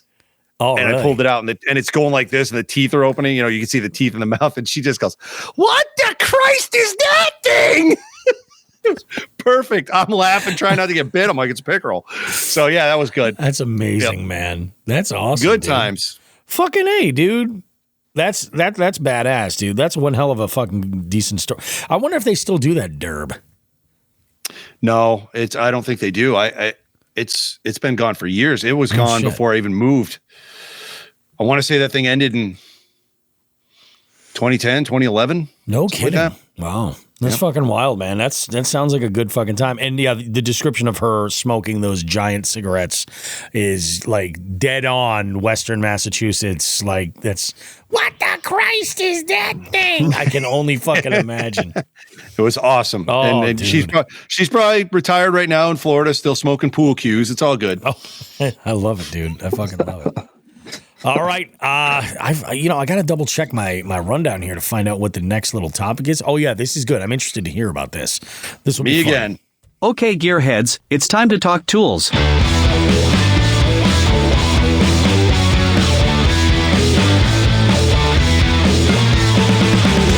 Jigs and Bigs gear of the week. Have at it, my friend. All right. A couple years now, I've been pumping up the virtues of the Flambeau Tufftainers. Oh, yes. They're waterproof boxes. All right. I like them because a third of the box can be devoted to spinnerbaits. If you're not carrying a shit ton of spinnerbaits, you don't really need a spinnerbait container. Maybe you've got like, let's say 4 of them. Yeah. You can actually divide that tackle box up so that the third on the right can be 2 squared off spinnerbait slots, and you could just lay them down right there. They'll be fine with the skirts. You know what I mean? One thing I have not said about those boxes that has been an annoyance, but it's got an easy fix, is that the handles, the 3 handles that close the tackle boxes, can warp where they connect to the boxes. Yes. Okay. I've had that happen. They can bend away from the, how do I put this? they can bend away from where they insert into on the boxes. So it's almost like there's a shaft that goes across this handle. Yes, goes across this handle, and it gets locked into the box. It just gets pushed in. When the ends of that shaft warp out, it becomes extremely difficult to close the handle, which being a waterproof box, you want that to close. Of course. Yeah, I had several of those boxes and still have them. And I have been cannibalizing the handles as, either a box gets rusty, too much rust in it, I can't get it out. I'll just throw out the box, keep the handles, and then replace handles that have warped. As Jay Manning's saying, they bend away from the center line. Yes, as they warp away from the center line, I've replaced the handles. A couple weeks ago, I decided to try their gray boxes. So instead of clear, I got the gray ones. And to my surprise, when they arrived this week, they have completely different handle designs. So right now it looks, yes, they're completely different. They're much lighter, and I don't think they're going to be doing that bending. Time will tell. Maybe I'll check back in a year or two, let you guys know how this goes. But I've been using those tough tainers for years, and now the handles have changed. So right now, these boxes are just as sturdy. And like I said, I think the handles are going to be doing a lot better. So if you're looking for a waterproof box, especially a kayak fisherman, if you're a kayak fisherman, even if you have a waterproof, like those, Bobby, what are the containers we have? The Feel Freeze. Yeah. Yeah. Feel Freeze. Yeah. The camouflage Feel Free kayak containers with rod holders, those can still take water in. I recommend anybody who's in a kayak, if you're fishing out of a kayak, you need to have waterproof containers or you are throwing money away. Yep. 100%. So give these a try. I love them. I did buy 6 of them. I keep 4 on me in the boat, and I have 2 spares. Not knowing the handles were different, I bought a couple extra. Yep. But I'm looking forward to using these, so give them a whack. See, I have some of the dark gray ones. Those are the only ones that I've bought. And I'm wondering if the handles have changed from the original ones, because I've had mine warp as well. I'm wondering if it's a new design. Yeah, I've never seen this design. It's brand new. The whole handle, the handles feel less clunky. Just using them, I said, "Holy shit!" So that's good. Initial impression, good. We'll see how they last over time. Yeah, no, that's awesome. Like I've tinkered around with some different boxes. Reaction Tackle makes some nice waterproof boxes. Their clips, they don't have a front and a left and right. They have 4. They have 2 in the front, and then they have 1 on the left or right hand side. I've only had them, I think, since July or August. I think maybe August. And primarily I've been using those in the, I like the way that they're formed, because right at the middle, like to pull them out of that Feel Free bag that I'm using, I can grab right in the middle and pull those right out. Yes, the latches get hung up on some of the material that's holding the bag, like giving it some rigidity. But I mean, that's easily enough to work around. But yeah, I'll have to look into those Flambeau ones, because I do like the Flambeau ones. I have had no issues with rust or anything. I do have a clear one of the Slim that I use for terminal tackle, and they have the same exact handle. So yeah, I'll have to just pick up a new one and see what the scoop is. The rust issue I get is from if I quickly throw, particularly Z-Man chatterbaits. I'm just going to go ahead and throw them under the fucking bus. Yeah. Particularly Z-Man chatterbaits. If they're even a little bit wet, forget it. And you throw them in a box, they rust to fuck. If you leave certain trailers on, they rust to fuck. Yeah. I don't like that. That kind of pisses me off. You know, this is sort of a gear question. Kind of leads into the Z-Man thing. Have you noticed if you use a Z-Man Elastec style plastic on your Z-Man chatterbait, do you have a reaction between the skirt and the trailer? Or is that... Wow. The only time I use a Z-Man Elastec for a trailer is on bigger spinnerbaits or bigger chatterbaits in Minnesota. And I generally... Wow, I'd have to think. I haven't fished in Minnesota in a couple of years. Yeah. I don't think I've had any issues. I mean, I throw those. The pike take care of the skirts. They fucking chow the skirts to shreds. Yeah. So I use those razor shads, the whatever they 5-inch or 4.5-inch razor sheds on bigger chatterbaits, but I don't use them here. I stick with Kitex here, but the Kitex, because they have so much salt and squid's dicks or whatever they're made out of fucking in them, they tend to rust the hooks out. I don't think I've encountered it, but I can't say for sure. I'm not going to say yes or no. I'll pay attention to it. So I was this last weekend, I was throwing around the new Chatterbait Elite EVOs. Which initial thoughts, like fucking awesome, like right on. Like I said, I've never thrown a jackhammer. Like I'm not gonna pony up that much money for a chatterbait. Like there's just, but I've thrown Picasso shock blades now for quite some time, and I've thrown some other chatterbaits that are premium quality, and I've also thrown like the OG Z-Man chatterbait. And there is a difference between the elites and between the Picassos and the original. Like there just is. I want to say this though. I had my this one combo rigged with an EVO and a chatter spike as a trailer, because I was like, I want to try these out too, And I had this on the rod in my with the rod sleeve on in my truck driving back, and then all this week. And when I went to go cut that off, because it was just a color that I wasn't going to be using up here, this was like a sexy shad type color. So I had cut that off. I noticed that the trailer was a little bit tacky. Like, how it starts to, when that plastic starts to break down and get kind of crazy, it starts to almost melt. And I'm wondering if it's the skirt. It's the only thing that it was coming in contact with. Might have. I mean, those skirts are all made by Strike King, to my knowledge. Strike King supplies Z-Man with their skirts. Oh, really? So yeah, I'm sure I believe a regular, like not like live rubber, but a regular silicone skirt. And I'm wondering if that's got enough to, if that's causing some kind of a reaction. So I took the trailer off, because I'm like, a trailer's a trailer. You know what I mean? I want to keep this as decent as I can. So I'm going to try to make that a regular thing, and take that, if it's an Elastec trailer that I'm throwing, I want to take that sucker off. What was it? Was it the diesel shads that I had picked up also? That was my other bait that I had picked up specifically for this as a more subtle presentation. Didn't even put one on. Yeah, interesting, dude. Interesting shit. I'm gonna have to take a look at one of those Flambeau boxes though, and they're worth see what it. the deal is. Yeah, interesting. I did have to order them on Amazon. I think I ordered them. Oh, really? All right. Okay. Yeah, but the price was right, so I got them there. Yeah, dude. Absolutely. Speaking of buying shit. Yes. So I did make some more fishing purchases, and I used to finally got around, give Omnia a fucking handy here. Oh, there you go. Yeah, I had to buy a what I learned with the way my kayak is now weighted with the live scope and etc. Yep. Man, it leans hard just because of my my catch board, my 48.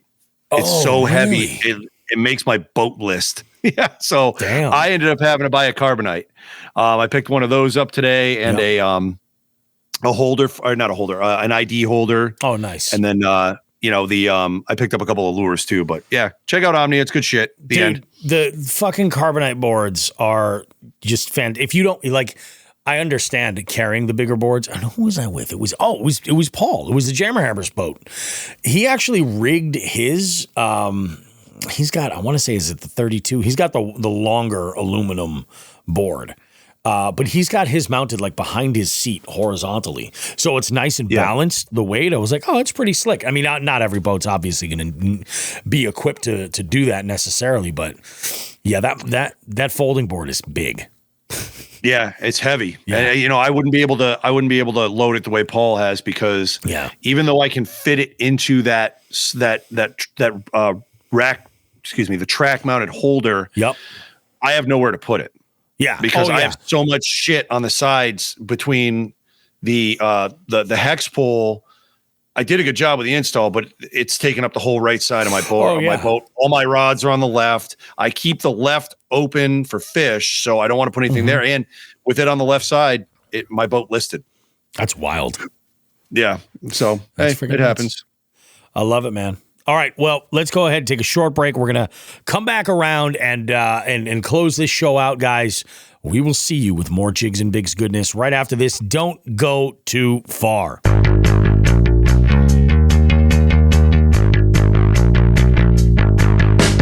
Jigs and Bigs is your favorite fishing podcast, right? Why not show the world how much you love the show while directly supporting us? We have men's and ladies' shirts, hoodies, and a variety of hats. We even have a waterproof outdoor Bluetooth speaker so you can listen to your favorite podcast while out on the water if you like. Check out jigsandbigs.com/shop to visit the store and gear yourself up. If you really can't get enough of this show, consider becoming a jighead and joining our Patreon. It's a subscription that gives you exclusive access to recording sessions that allow you to engage with us as we record the show. We also have some exclusive content there just for our jig heads and even have some special promo codes. Space is limited, so join now at jigsandbigs.com. Finally, if you're local to our area in Western Massachusetts, consider checking out the Western Mass Fishing Report, posted weekly at northeastwildwoman.com. We have amazing contributors providing great content and info for local conditions and what's been going on and working recently. Jigs and Bigs, so much more than just two lightly roasted hippies trapped in the 90s arguing on the internet about fishing.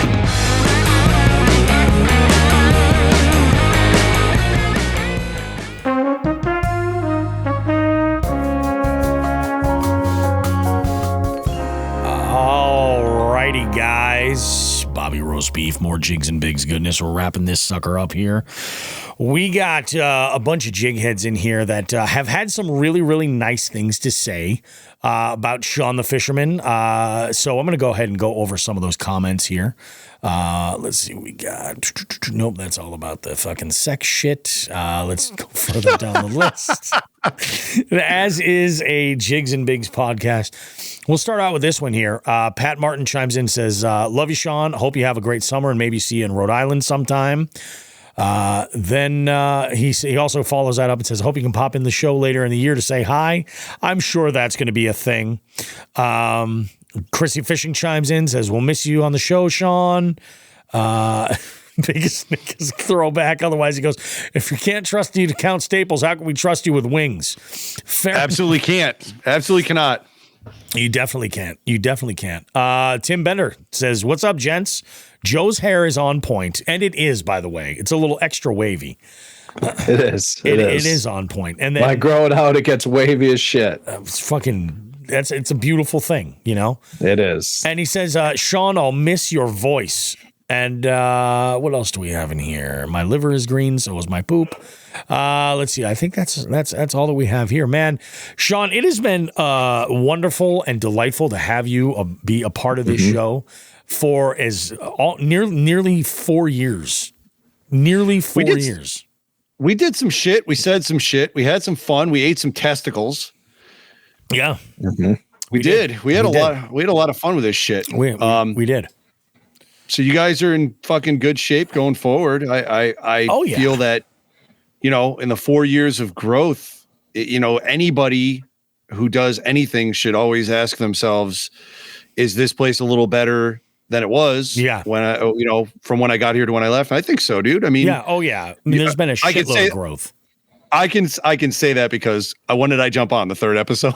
It was only a few weeks in. Yeah, exactly. Yeah, that was you were wiggling your toes in podcasts with this, and it was like, So I'm not taking credit for blow up, but obviously the amount of work that you do on this show on a weekly basis dwarfs anything that I've done in fucking 4 years. But here I am. I swear a lot. I like swearing. You allowed me to do that on the show. People like us swearing.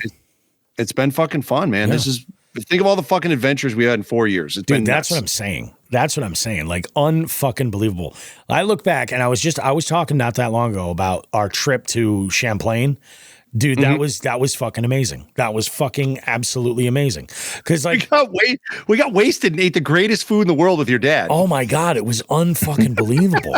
I'm out there in fucking rural Vermont with my dad doing edibles for the first time, and I'm like, I've made it. And it was crazy because it was right off of the heels of us having that connection with Three Bells, and we were, really so much shit was just happening at that one point. It was absolutely amazing. So that trip, the fucking Niantic trip, the ocean, That was beaver, wild. Eating beaver. All beaver. the beaver sliders.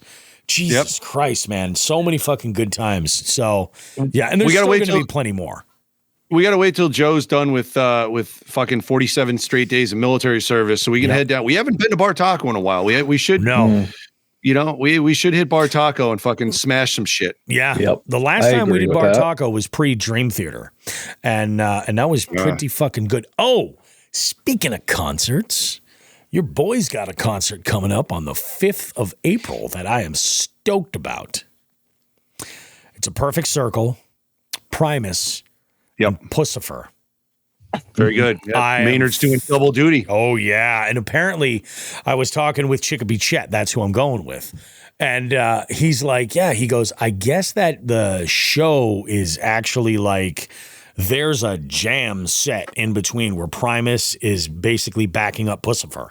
And I'm like, that could be magic. And you know what Primus is playing that night too, right? No. They've continued. I'm pretty sure they've continued the Rush Farewell to Kings. Oh my God. Whole album. If they did, oh God, that's going to be such a good time. I can't wait. That logo has been on their tour poster, so you might get that too. That would be amazing. Holy fuck. Yeah. Gonna have to bring those RSO caplets for that. Fuck. Yep. Oh my God. Some fucking really, really good shit. We got some more comments coming in here. Let's go ahead and see what we got here. No, Tim says, I'll miss your swearing too. Tim, you're not going to fucking miss a goddamn thing. Trust me. There's going to be plenty of swearing going on. Plenty of swearing. I'm a good swear, darn it. He is a good swearer. It's going to be good. What's the future hold for Jigs and Bigs? You guys will see. I think we're going to do a little fucking reintroduction episode to kind of like start fresh on a new foot. Like I said, I've got some opens that I have to change, and stuff. But yeah, there's an open seat here for Shawn when he's got the time to jump in. Absolutely. I have big shoes to fill. Dude, but you jumped on with us. It's not like this. But you're safe. It's whoever. If Bobby decides another co-host is in the mix and you guys talk it out and get somebody on, that person's got the shoes to fill. It's funny. I will say this. A lot of people have said like, oh, so you're going to add another co-host. You're going to do this. And I don't think so. I don't think we will. Not in any not anytime soon. We'll say that. Mm-hmm. If we end up bringing another host into the mix, it's going to because they're the right person. Which is what Joe was. He was the right person at the time to be part of the show. That sounds like he's not the right person now. No, just not anymore. At the time, he started out great, but done. But it's just one of those things. I don't think Joe and I need somebody in there. But what I do want to do that I think would be a whole lot of fun is I think Joe, when you and I have had like guest hosts on with us, that's worked out really well. So what I want the listeners to do is to let us know who's been a past favorite guest host and who you would like to see in the future. And I think that this could be a lot of fun because primarily focusing on that first segment and then maybe putting them in the hot seat to contribute to the segments like Just the Tip and FTG and Gear of the Week and all that. Kind of like what we did with Debo. I think that was a really, really good fit. Plus, it's great because it's all about growth, There is something, I actually have to get that entire live shows uploaded to YouTube so you guys can see that. But I'll tell you what, the feedback from having the video interview with Taylor Magditch from Fish or Die has been fucking amazing, guys. Like, you guys really dig that. I really like putting together a thumbnail for it and everything and putting that out there so that you guys can see it. Yeah. That was really cool. So there's going to be more like YouTube stuff coming. I'm sitting on something that is just going to be amazing on a content level for Jigs and Bigs. Also, just let alone just the sheer adventure. And I think it's going to be freaking insane. I think it's going to be absolutely bananas. But mum is the word until where all things go. And when all things are go, you guys are going to see the fucking fireworks, man. If I flip the camera off, does it do anything? We don't get it. We tried this, right? Yeah, we did try this. Now, I think Joe should, because you're using a Mac, right?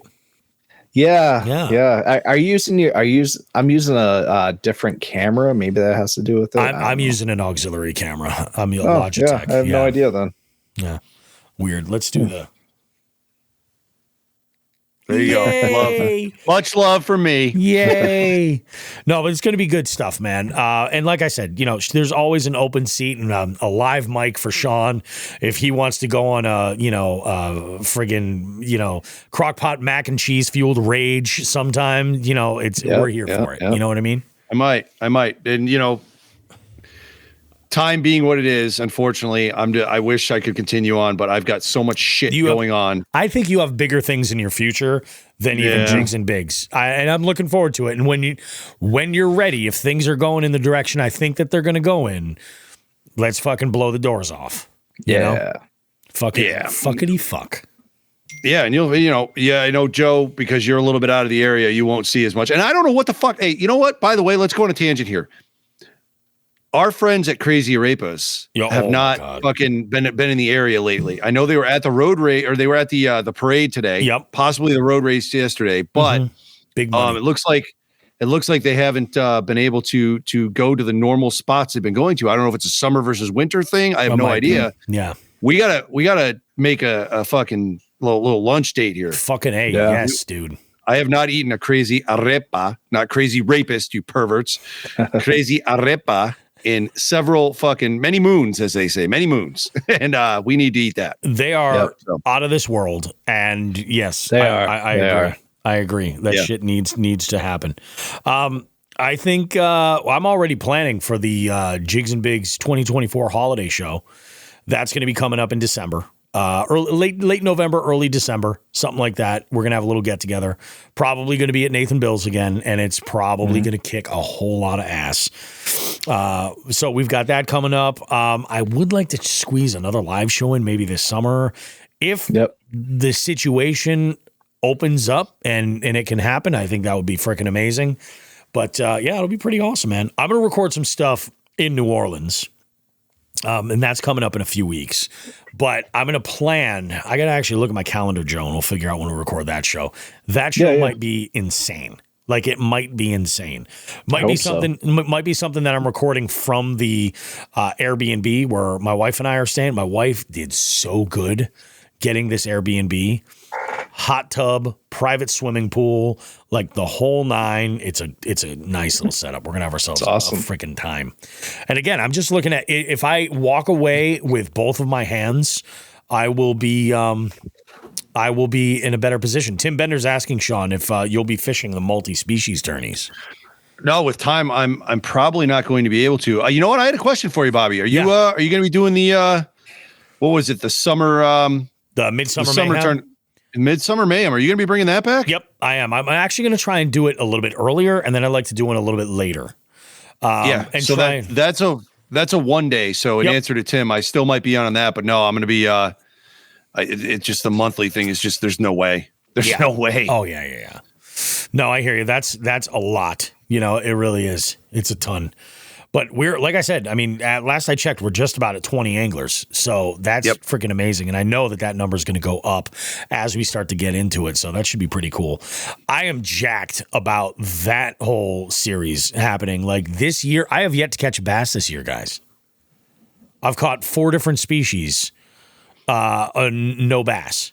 Unbelievable. All BFS. Your time will come. I'm dialing. That time. Yeah. Oh, absolutely. Absolutely. Yep. I'm okay with it. You know what I mean? I kind of really enjoy fishing for trout with some of these ultralight presentations, but it's fun. I thought you were going to say, I really enjoy fishing for trout with some of these assholes. Well, you would not be wrong with that. Not at all. Look, this fucking guy tips his shad darts with fucking night crawlers. Get a load of this asshole. Look at his size of that boat. No, because he walked away. He's like, fuck, I wish I thought of that. Yeah. That's how he beat me. I always forget to tip the fucking shad darts. God damn. Al Gag's over there like, what the fuck? What have I done? Oh my God. You know how many people have approached me and been like, hey, That interview with Al Gag is fucking brilliant. So many people like that have listened to the show and have never said boo to me about the show before, but they're like, that interview had me in stitches. If you guys haven't listened to that interview with Al Gag, go a few episodes back. I think it's episode 202, and it is good. It might actually be even a little bit further back than that, but you can't miss it. He's on the album artwork. Give it a listen. You're gonna love it. Talk about little people and everything, and it's freaking crazy. I think that's about it from me. Do you guys have anything that you want to chime in here for before we wrap this sucker up? No, just want to say thanks to Shawn, and we'll be seeing you out and about. Fuck yeah, buddy. Fuck yeah. Thanks to you guys. And before I do my sign off, yep, we got some music, don't we? We have some blasts from the past. A couple of blasts from the past. A little song that maybe you guys have heard Shawn sing in the past before. Duck quesadillas, I don't give a duck. I don't give a duck. I don't give a duck. I don't give a duck. I don't give a duck, indeed. I'm pretty sure that was a hit single in Germany that pushed out one of Hasselhoff's songs. It definitely was. You know what's interesting? That song and this next clip I'm going to play are like right about the same tempo. Like they're less than half a beat per minute off. It's crazy. But this one I think we used as an outro one time on the show like forever ago. And this is what 2020 Bobby Roast Beef drinking bourbon like it's going out of style and enjoying his edibles without any abandon whatsoever. This is what it yields. Shawn the Fisherman. Bibbidi bobbidi boo! We do a podcast, motherfucker. The bibbidi bobbidi boo is fucking great, dude. I love it. Awesome, guys. Well, hey, we're going to wrap this sucker up. We will see you guys with more show in 7 days. Jigs and Bigs isn't going anywhere. We got a whole lot more really great stuff going on. We're about 2 weeks out before the April monthly scavenger hunt series kicks off. You guys have until, I believe, the 8th to register, but you should register right now. There's also in there, you'll see a bunch of the sponsors that are helping, for the raffle prizes and also some discounts. Like we've got NACO in there doing like a 20% discount. There's a discount code in there from NACO, 20% off. And it's a great promo code too. They have told me not to say what it is on the show, but it's a great promo code. And it's on Fishing Chaos. Just go ahead and check it out. You can get yourself all set up. But the Omnia banner goes directly to the 32-inch carbonite catchboard. And that is the official recommendation that Jigs and Bigs is making. Like, carry it. It's light, but it's long enough. You don't have to worry about it. I do want to mention before we wrap the show up that I did get a call about measuring fish longer than the catchboards, which is what I've told everybody so far.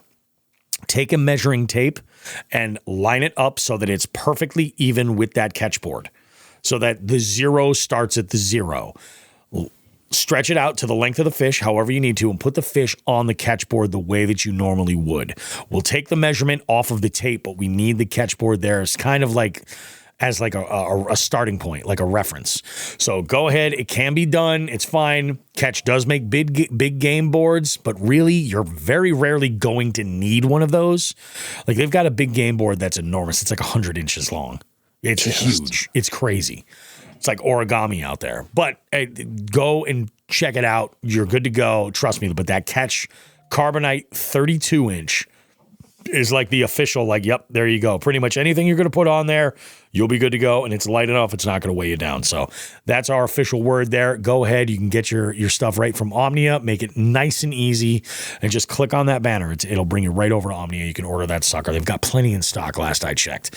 So with all that said, if you're anything like a lot of these folks in the Northeast and you're actually getting out on the water and you're catching them, there's a number of you that have been. Specifically, I'm talking about you, Alec Plotnikevich.